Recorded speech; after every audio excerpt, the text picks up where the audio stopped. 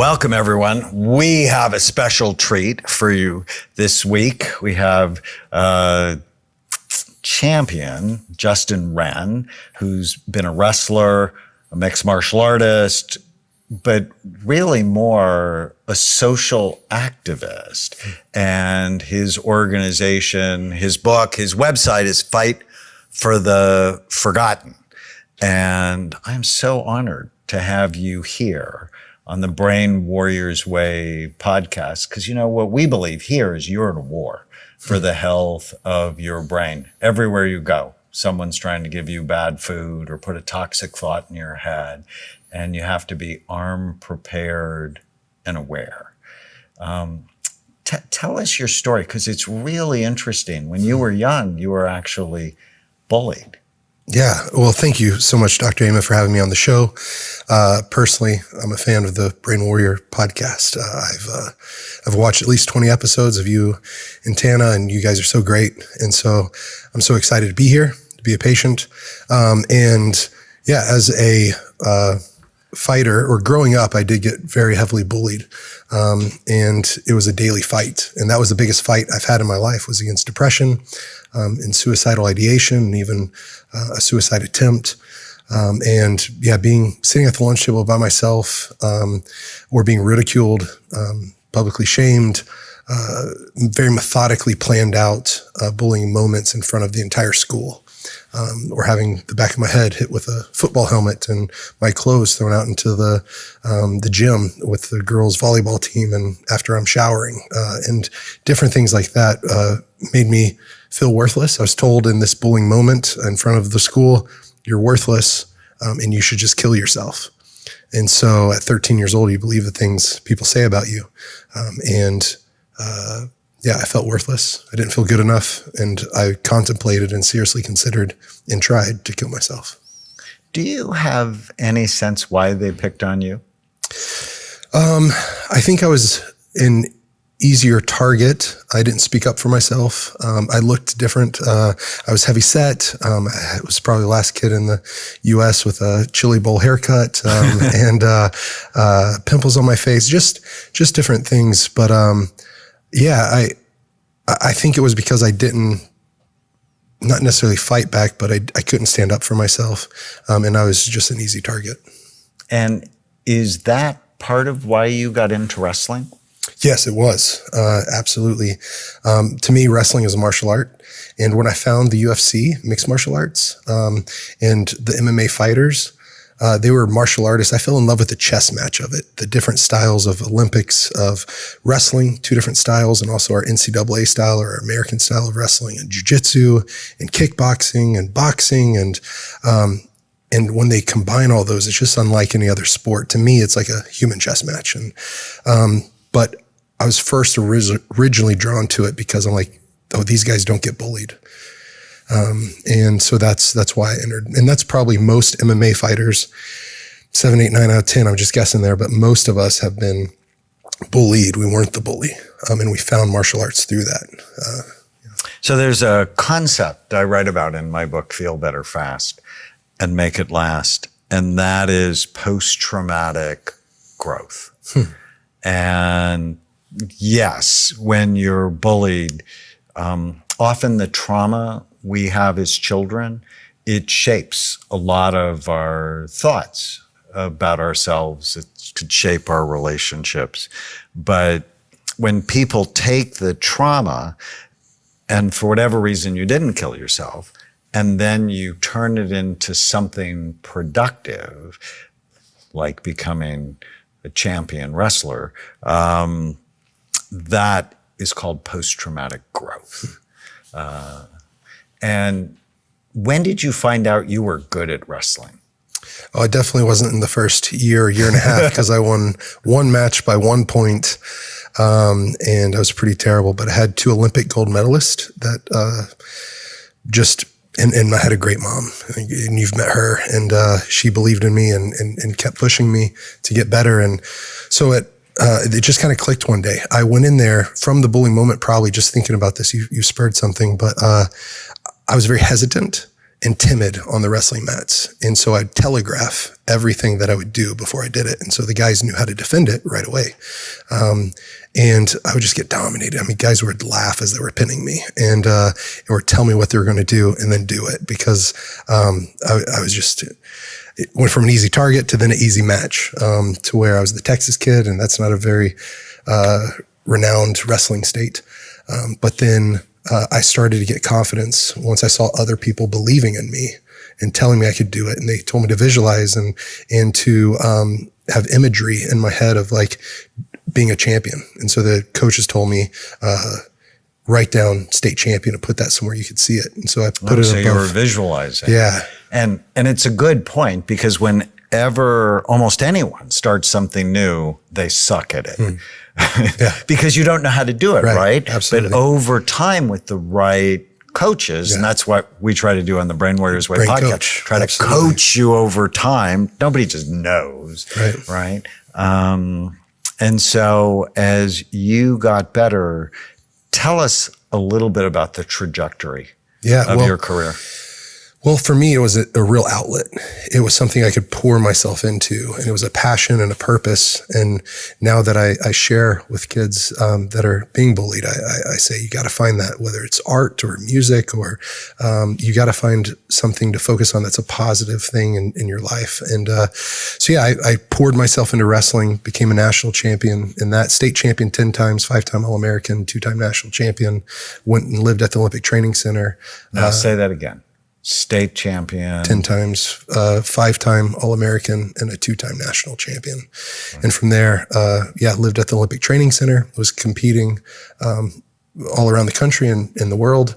I'd kickboxed in Amsterdam, wrestled in Moscow. I came back and I fought, even at the main event at the Hard Rock in Las Vegas. I was the youngest in the UFC on the Ultimate Fighter TV show. I was great at what I did. But what I've learned through this life is it's one thing to fight for people in a competition, and it's something completely different and more fulfilling and so much more contentment when you fight for people. And so that's my real mission in life, is to fight for people. And how did that happen? I would say that fighting didn't fulfill me like I thought it would. Being a child, it was my childhood dream to be a fighter, and I did that, and I became pretty good at it and professional. And I would get my hand raised, and sometimes I would literally think in the cage, "Is this all? Is this it?"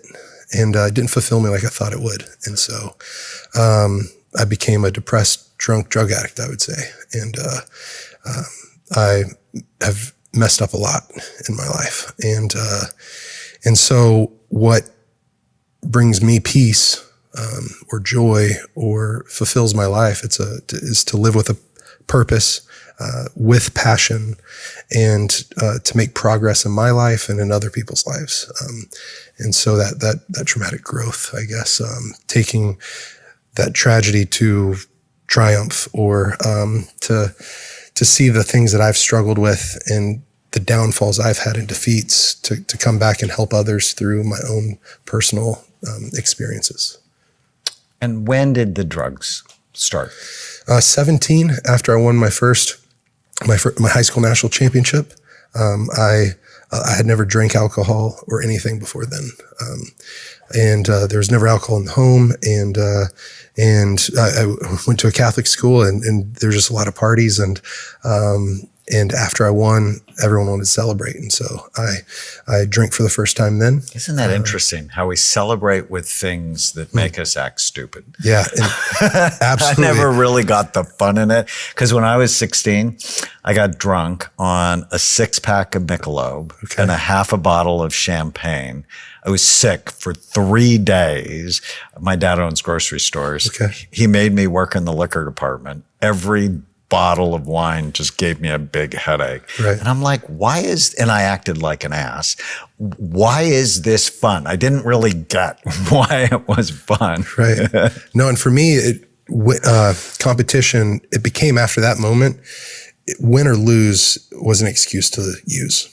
So to celebrate, or to completely wipe away all the effort. And I mean, when you're living at the Olympic Training Center, or when you're a professional MMA fighter, it even becomes more. You're training 2 or 3 times a day, 6 days a week. And you're training in numerous different sports, plus your strength and conditioning. And so after 6 months dedicating yourself to it, if you lose, it's hard to, I guess I probably wasn't a good loser. And I took it very personally. And I would shake the guy's hand. I'd congratulate him, his team, and be okay in front of everybody. But internally, I would internalize it, and it would make me feel worthless and not good enough. And I'd hear that same So thing. no one in your training, even your Olympic training, is anybody training your mind? Yeah, we'd have sports psychologists. And do they teach you how to deal with loss, how to deal? They would try to. And I think as a high performer, guys, you see it in a lot of Olympic champions and world champions in fighting. You just don't handle loss as well. And you need to learn how to. And that was a struggle for me, win or lose. It was an excuse to use because my identity was wrapped in it. Now it's not. I had to take 5 years off after a moment for me, life transformation and change of deciding like, I don't want to live this way anymore. And for me, it was also personally faith, not pushing that on anyone else. But after that moment, I detached from that identity and said, I'm not just this. There's a lot more to me. And so, I want to talk about that transition. When we come back, we're going to be with Justin Wren. If there's one thing you learned from this podcast, post it on any of your social media sites, hashtag Brain Warriors Way podcasts. Leave us a review, a comment, a question on brainwarriorswaypodcast.com. We'll enter you into a raffle to win one of Tana's cookbooks. I'm so excited. You can learn more about Justin at Fight for the Forgotten. Yes, sir. You also have a book of the same name, and you're going to be blown away when you hear the stories coming up. Stay with us. Thank you.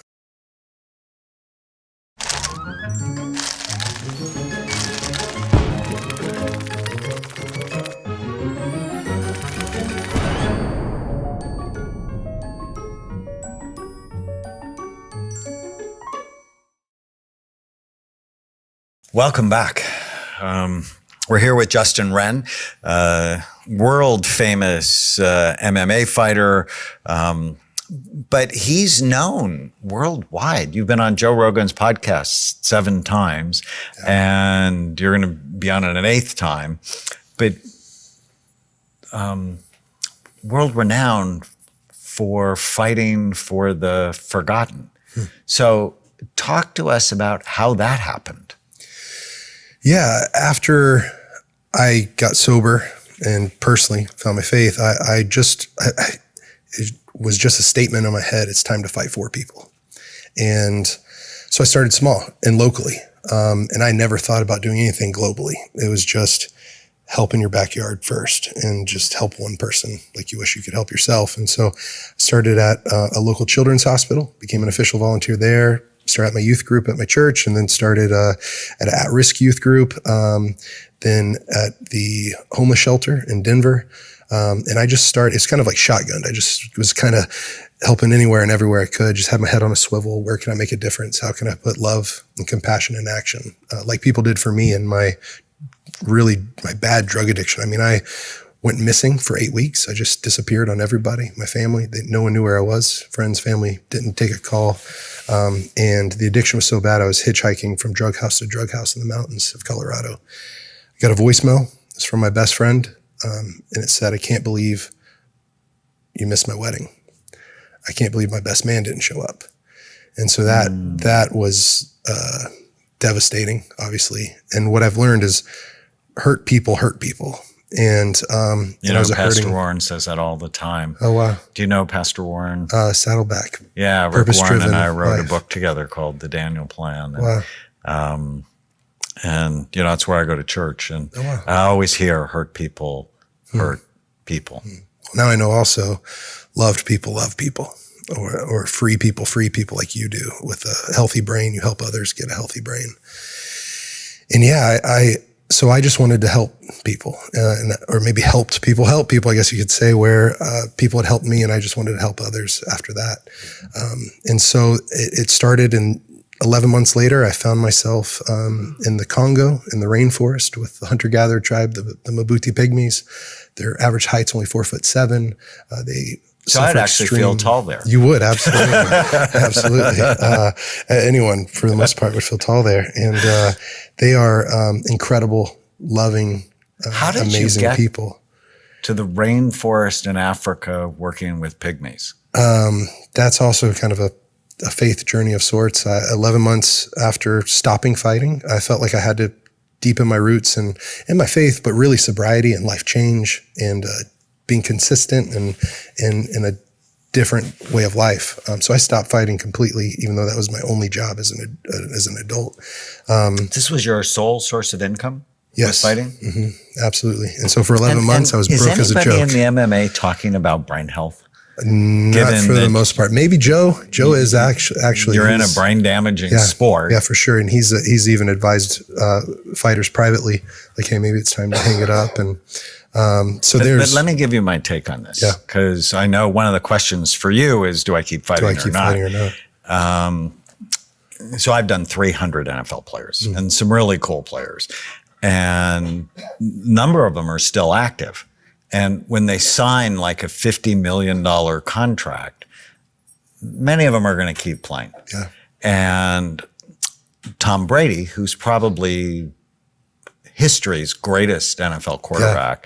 40-41. He's 40-41, and he's playing at an unbelievable level. Yes, sir. But I read his book, TB12.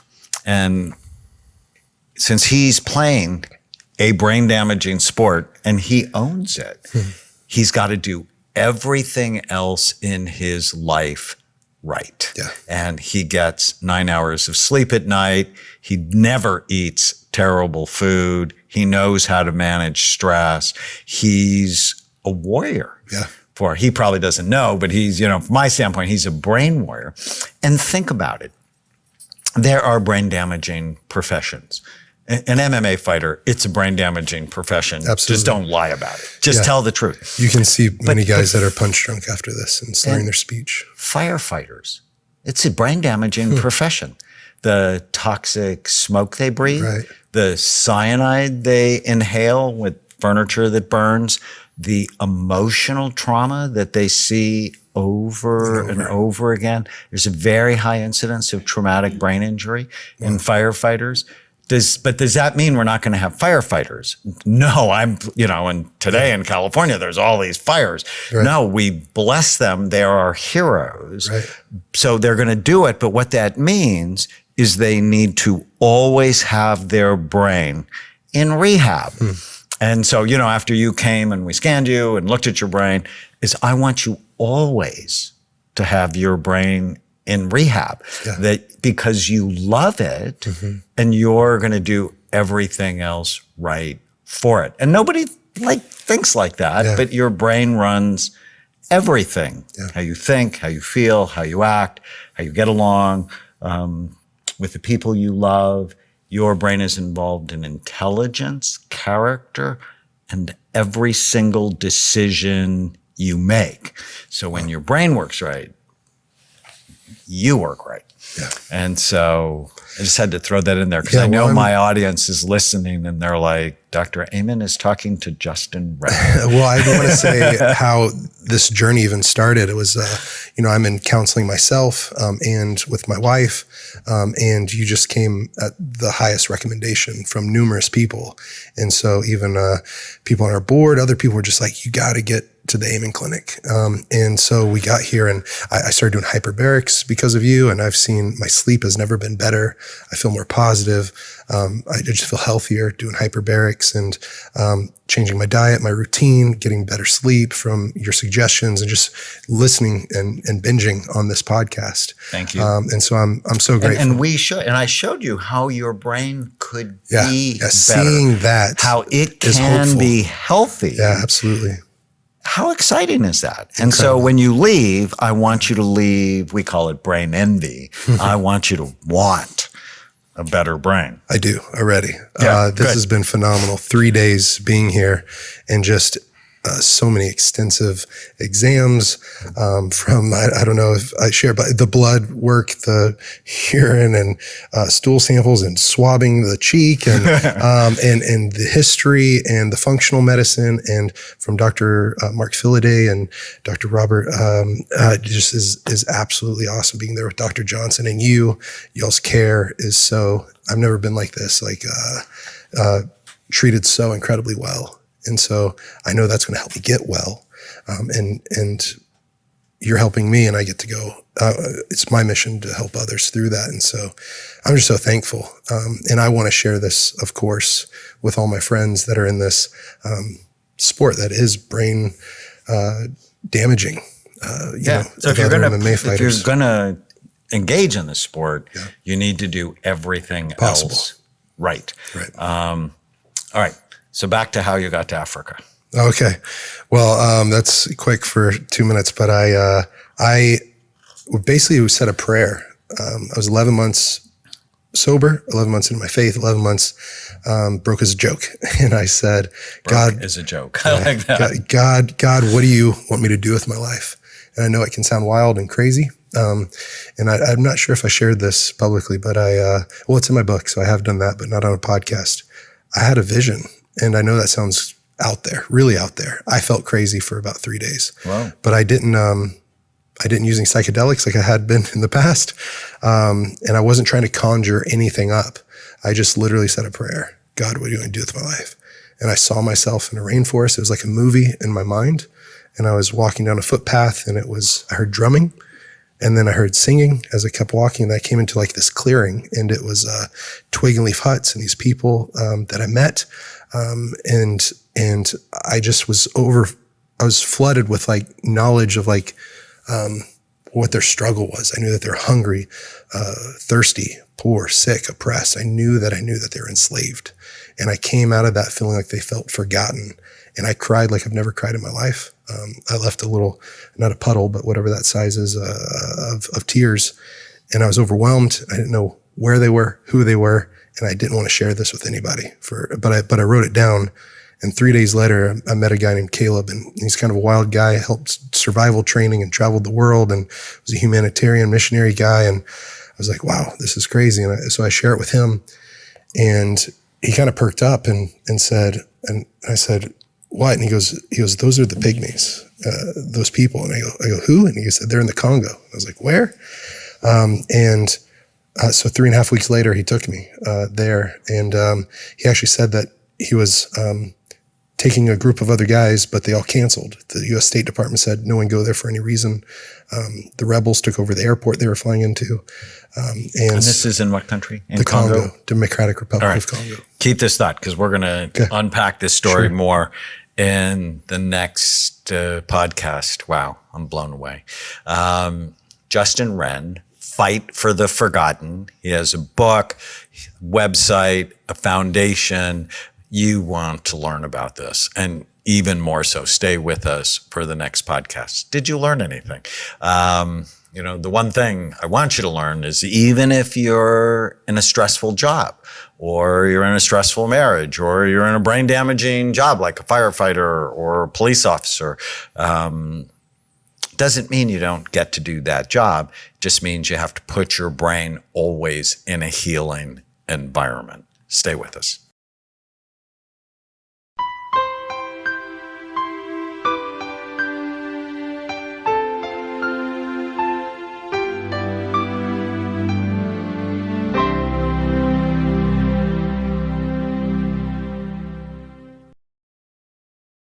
Welcome back. We're here with Justin Wren, Fight for the Forgotten, my new friend, and I'm just so grateful you came to the clinic, and you're going to have a better brain.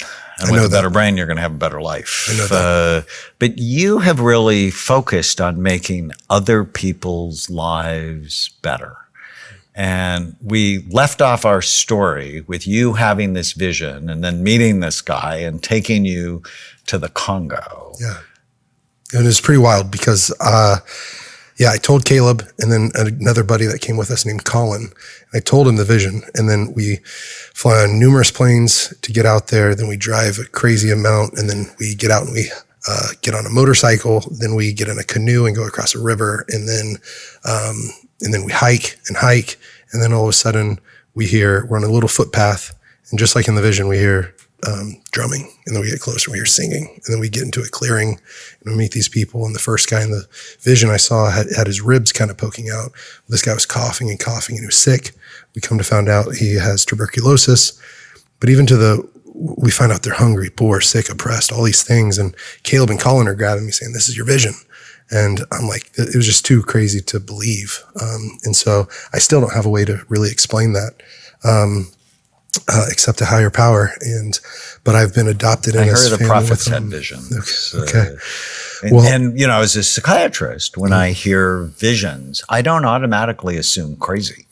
I get curious, and I see where it fits in someone's culture, because I think it's like 60% of the world, they actually believe in visions and voices and things like that. So the first thing is it culturally a norm? And does it fit who you are? So I went to a Christian college and a Christian medical school, and there are certain parts where it would fit, where if you're a secular place and you hear that, they're like, oh, schizophrenia, have to put you on some medication for that. But isn't it awe-inspiring to have that vision that then turns out to be what you experience? Right. And so even the chief pulled us aside and says, everyone else calls us the forest people, because I was still doubting it kind of, or in disbelief. And then the chief pulled us aside and I told Caleb and Colin, like, this is just too crazy or too wild. Like, I don't understand. Like, why? And the chief pulled us aside and said, everyone else calls us the forest people. We call ourselves the forgotten. And that was what I wrote down on the piece of paper at the very top, forgotten. And so that's where our name comes from, is fight for the forgotten. And since then, I went and got to live there for a year in the forest, slept in the twig and leaf huts on the dirt. And the fire was our blanket. And we've been able to get back 3,000 acres of land for them for the first time in their country's history. Drill 61 for water the wells. Pygmies, yes. right? Mm-hmm. Back in their name. And one of the big issues was they were getting their land stolen from them, and the water rights were stolen. Is that correct? Yes. Either it was stolen from them or they didn't have any access to clean water. And so one of the traumatic things we see in my brain scan is a little boy named Andy Bow. And I flash back to that moment at different times. And I was cupping the back of his head and holding his little hand whenever he took his last breath, or when the blood came out of his ears. And that changed me. Seeing a little boy, 1.5 years old, die, and we dug his grave. And that's happened a few times. And so that wrecked me and forever gripped my heart, but it's also motivated me to, how can we help people get access to clean water so they don't. It broke your heart open. Absolutely. Crushed me. And then now we've been able to help drill 61 water wells there, help them start farms. You said crushed you? Say more about that. It was crushing to my spirit at that time, but I think either my spirit, there's been a new resolve or resilience that's formed through it. So I like broken open. Broken open. Because crushed sort of means damaged. Okay, there you go. And it motivated you. It did. And the words you use matter. I've heard you say that. Right? The words you use matter. So you want to always, like I edit all my books, and then I have an editor edit the books, right? We want to be editing our thoughts, and is this helpful or is it hurtful for us? And crushed sounds permanent. Right. Where broken open means you felt the pain. I like that. Horrifying. But then you let the pain motivate you to help more people. Yeah. And And and there's videos of this online. Actually, you have a TED Talk. I do.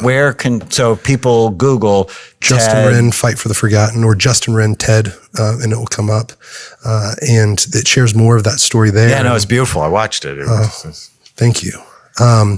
We've seen 1,500 people transition out of life of slavery and into a life of freedom, like from getting their own land, having their own water, even helping. So that's got to be a better feeling get water. than raising your hand. Absolutely. In a cage. A village getting access to clean water or land or starting their own farm and having that celebration of eating their own fruit for the first time after being hunter-gatherers and not having any way to have sustainable food. Those kind of. Let me just break in a little bit. I've treated a lot of world-class athletes and singers and actors, and fame is a drug. Fame is a drug that actually wears out your pleasure centers. And a lot of people who get well-known, the fight or the performance or being recognized over and over again, it releases dopamine in the pleasure centers of the brain. But if you do it too much, too often, it actually deadens that part of the brain. You actually wear it out. But transforming a life never wears out, right? It's like the gift that keeps on giving. So you're giving me a good visual here. I've been to the Super Bowl and the World Series and the NBA Finals. And I've been to UFC 100 and 200 and some of the biggest boxing fights like Pacquiao. And those are arenas full of tens of thousands of people. But a small village of 80 or 130 people getting access to clean water, that celebration is something so different. And it's the depth of gratitude and the transformation. It's a victory over death. It's a victory in life that matters. Like our words it's not matter. a show. Right. It's not a show. It's life. Yeah. And so those moments are what I live for now, whether it's for a village or if it's just for one person. There's a young boy named Raiden that we're helping here now with Fight for the Forgotten. He was relentlessly bullied. He was born deaf in his right ear. He's got autism, and he's diabetic. He's gained 110 pounds in the last 10 or 11 months because he's on 7 medications. And so we're trying to help him get healthy. But this video went viral of him getting beat up at school at the urinal, 12 kids in the bathroom, 4 or 5 filming it. Then the next day, just on a yard, 3 people are hitting him all at once. And now it's like, how can we help him? And he was diagnosed with a concussion. And I was at that doctor's appointment with his parents. And the doctor mentioned hyperbarics and that would be great for a concussion. And so I was like, oh my gosh, everything happens for a reason. I just started and decided to take Raiden with me to hyperbarics. It's a place called Oklahoma Oasis in Oklahoma City or Edmond. And he's now had he's actually more than me now. I've taken him to like 20 treatments, and since I've been out of town, he's at 22 treatments. And we're just Oklahoma is actually a very unusual state. Now, that's where I went to medical school, so I'm very fond of Oklahoma. But they actually passed a law giving access of hyperbaric oxygen to veterans. Yeah. That is so cool. Oklahoma I mean, I'm like so Oasis. proud of my state for that. Well, and I'm still irritated with them about the whole obesity thing. Yeah. We need to do better. Yeah. Right. So my wife, who you know, Emily, is helping Raiden discover hummus, carrots and hummus, and cotton candy grapes, or different things to try to replace the food, just to help him have a healthier lifestyle. So we're getting him in the neurofeedback and all this stuff to try to rally around him. And I think the point of that is, Emily shared with me, I know why you're doing this, and you just want to be the person to Raiden that you needed when you were his age. When you were being bullied. Right. And so, and how she's loved him, and how our team with Fight for the Forgotten has loved him, and the whole community, even the Pittsburgh Steelers and the LA Chargers and Baker Mayfield of OU, and now the Browns, like everyone's starting to rally around this young man. And it's awesome. You can't do everything you want for everyone, but you can do what you hope to do for everyone for one person. Wow. And so just investing that time to be just, I don't know if you call it a mentor, but just someone to love him like I wish I was loved at that age. And you know, when did the treatments, and when we come back, we're going to go back to the bullying and how to get it out of your head. Stay with us.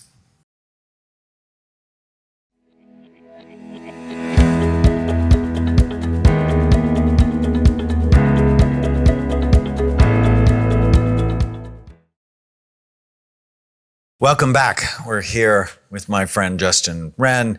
Fight for the Forgotten book, website, foundation, and you're hearing the amazing work that he is doing.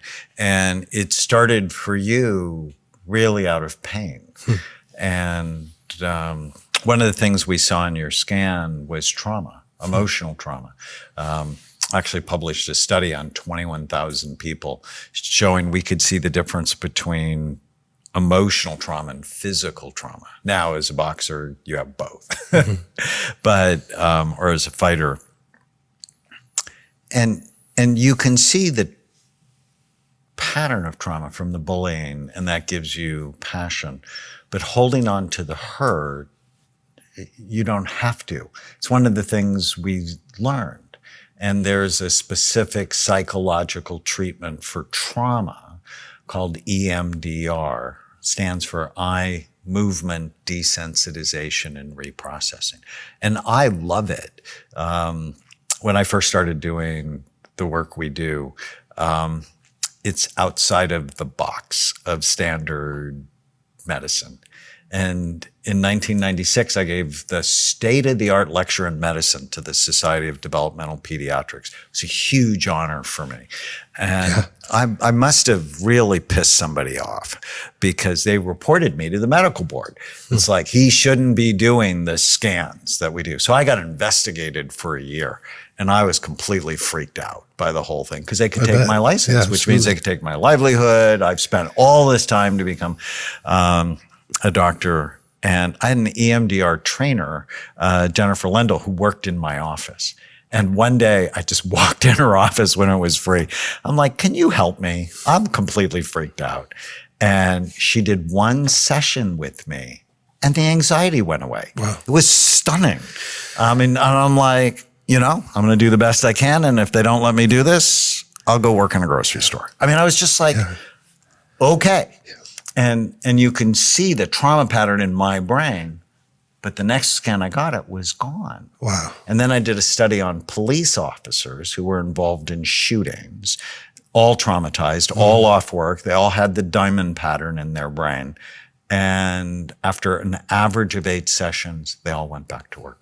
Wow. And so and we talked about being in a brain damaging sport or a brain damaging profession like firefighters or police officers, there is help. And fun for me yesterday, started a 6-month training program for the Newport Beach Police Department.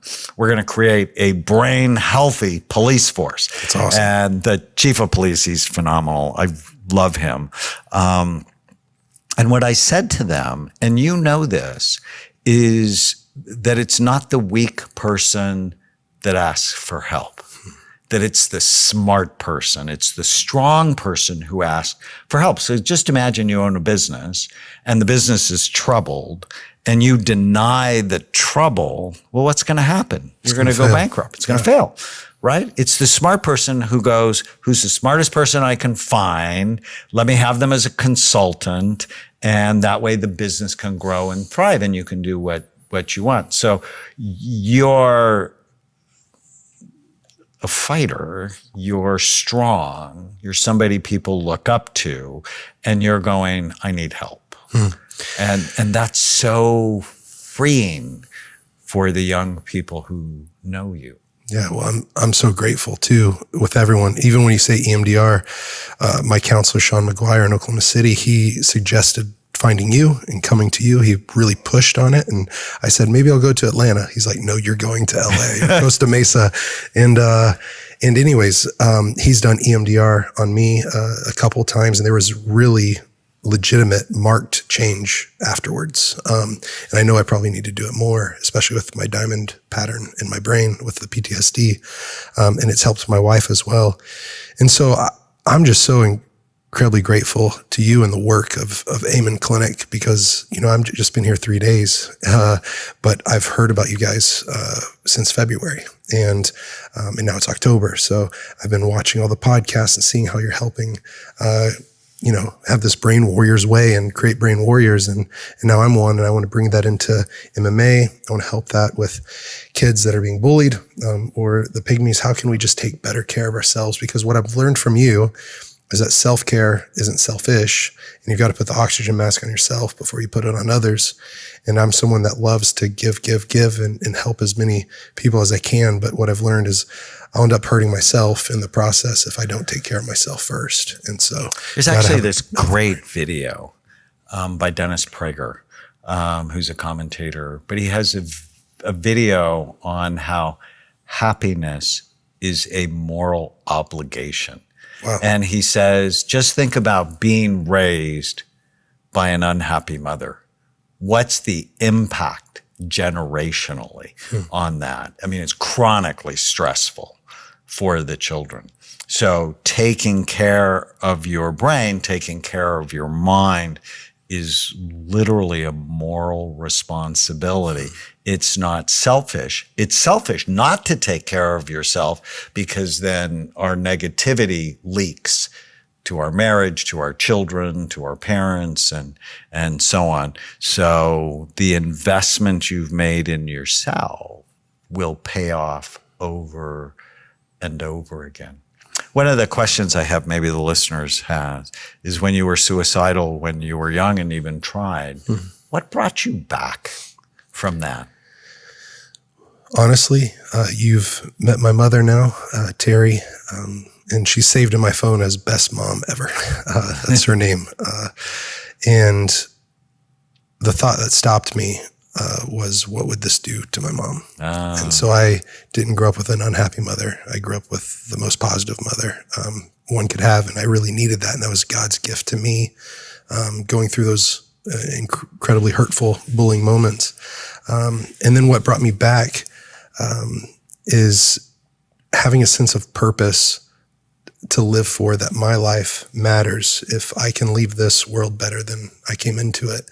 And if God can use me to bless the mess out of people, because he came and loved the hell out of me, how can I do that in a way that doesn't push people away? I don't want to judge people away. I want to love them in and just say, hey, your life matters. And so discovering that my life matters really changed me. And it doesn't mean I don't struggle and that I'm not a jacked up person from time to time. But I just, I think it's just, man. You know, when you struggle, and you and I talked about it, I want you to be curious, not just furious. Because every time you struggle, you have memories in your head of all the pain. Right? And so anytime you get close to that, like you just have a bad day because you didn't sleep well, it triggers a chain reaction and all of the pain can jump on you. Absolutely. And so if I can get you to be curious about the down times, not furious about them, and then go, so what happened? And often it's around sleep. It's around not eating good food. For some people, it's around drinking and dropping their frontal lobes.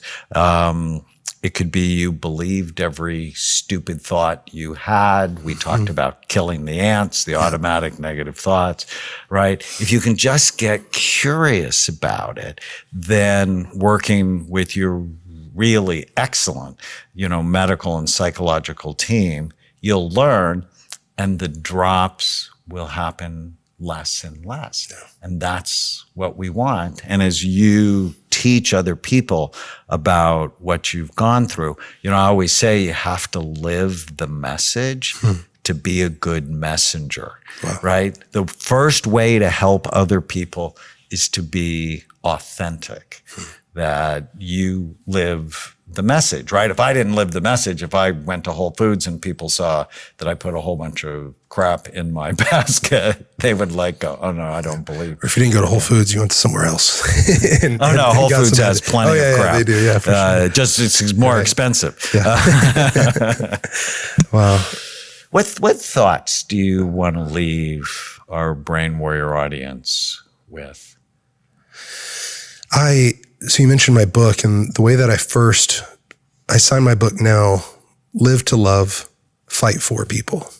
But how I originally started it was, in signing it, was Live to Love, love to live.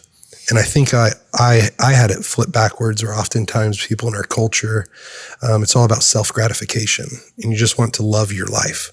And I think if you first live to love, you will love your life. Yeah, absolutely. I mean, there's a balance. Yeah, for right? sure. I mean, you have to take care of yourself. Absolutely. But when you are, but live to love yourself too, focused, and live to love others. And I think that's what Jesus said: love your neighbor as yourself. That sort of implies both of us are important. Justin Wren, Fight for the Forgotten, his book, and you can get the book anywhere on Amazon. Yeah, Amazon, Barnes & Noble. On our website, all the proceeds go to the cause. So. All the proceeds go to the cause. Yep. And watch his TED Talk. Just Google Justin Wren TED. It will blow your mind in a good way. Thank you. If there's one thing you learned during the podcast, write it on any of your social media sites and hashtag Brain Warriors Way podcast. Go to brainwarriorswaypodcast.com. Leave us a review, questions. Tana will be back next time. Stay with us. Thank you. If you're enjoying the Brain Warriors Way podcast, please don't forget to subscribe so you'll always know when there's a new episode.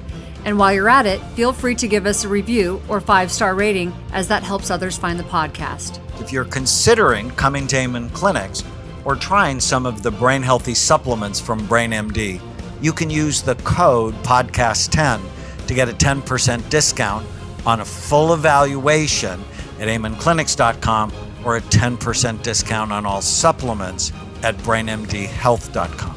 For more information, give us a call at 855-978-1363.